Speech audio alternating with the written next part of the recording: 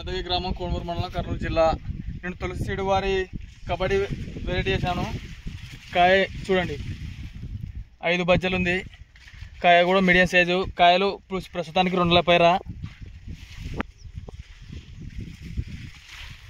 ఈ విత్తనం అనేది మూడు ప్యాకెట్లు తెచ్చి అక్కడ పొలంలో సాగు చేసినాను. ఈ కొమ్మకు వచ్చేసి 4 నుండి 6 కాయలు ఉన్నాయి.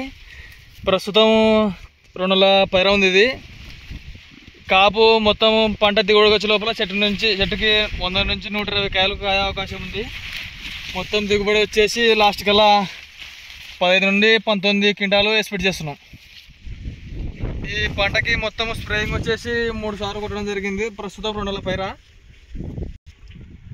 విత్తనాలు వేసిన విత్తనం వెళ్ళు కొనటం మురిసింది.